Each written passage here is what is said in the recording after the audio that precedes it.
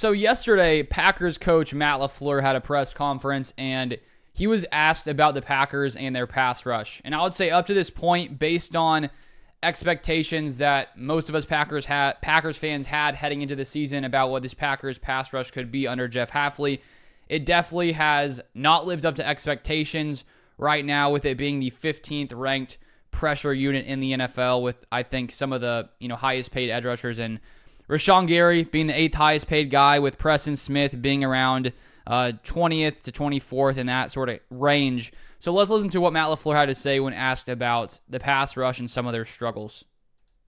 What do you think of where you're at with the pass rush? Because it seems like, we all know you want to get pressure with 4, but it does seem like Jeff's done a pretty decent job of adapting for the fact that you're not getting the pressure you'd like to get with 4. Yeah, I also think a lot of the times that we're rushing 4, we're getting chipped on the edges. I mean, that's today's football. And I know, like, going through training camp, talking to the D linemen, they're like, how come you always got a chip? And we're like, well, because you guys are good rushers, and if we don't, you're going to get home. So I think just a lot of people, when you're going against good people, you better do what you got to do in order to give the quarterback time to get the ball out of his hands. And that's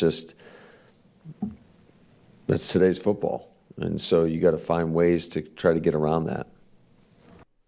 All right, so LaFleur brings up the fact that teams are, trying to chip some of these guys because they're, talented when it comes to rushing the passer.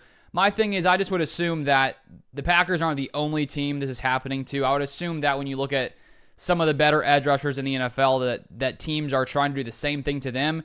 And it just so happens that, some other guys are able to sort of overcome it and continue to play at a high level.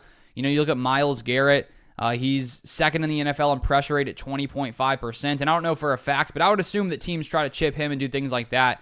And so even though, things haven't gone exactly as planned so far, the Packers have been really good. When they blitz, they have the highest pressure percentage in the NFL. They do happen to be 29th in blitz percentage. So Hafley doesn't blitz a ton, but when he does, they do get a very high percentage of pressure. Guys like Quake Walker, Edgerrin Cooper, Keyshawn Nixon have been good when they have blitzed the quarterback. But I think the main issue is that most of these, edge rushers, defensive linemen just haven't really been winning their one-on-one matchups. You look at Rashawn Gary so far this season, he has not been as good as last year, and the fact that he's being paid as the 8th highest paid edge rusher in the NFL, he is not really playing at that level right now. As I brought up Myles Garrett earlier, Myles Garrett is making slightly more than Rashawn Gary right now at $25 million per year to Rashawn Gary's $24 million per year. And currently, Myles Garrett's pressure rate is nearly double Rashawn Gary's. And so right now, Rashawn Gary just isn't really playing at a high level. And I think if this Packers pass rush can't improve and they can't start to, take things up a notch, it's going to be hard for this team to be elite, because I think that if you want to have an elite defense, you need to have an elite pass rush. And as I said, they're 15th in pressure percentage. So it's not like they're one of the worst in the league, but based on the talent they have here, at least what we thought would be the talent this year, it just haven't really lived up to the expectations overall. And let me read this stat from Justice Mosqueda of Acme Packing Company. Through 5 weeks, 61 edge defenders have recorded at least 75 pass rushing snaps at the edge position this year.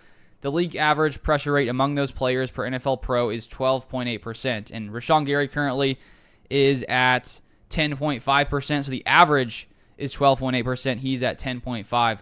So not great. Among those 61 edge defenders, the Packers' non-Gary rushers rank 47th, Preston Smith, Lucas Van Ness, 58th, and 60th, Kingsley Enagbare in pressure rate. So this season, the Packers just have not been able to get pressure. The defensive linemen, the edge rushers.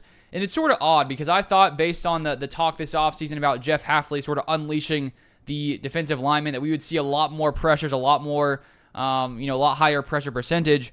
But right now, if you compare it to Joe Barry and the Packers defense last year, it's actually gotten worse in pressure rate.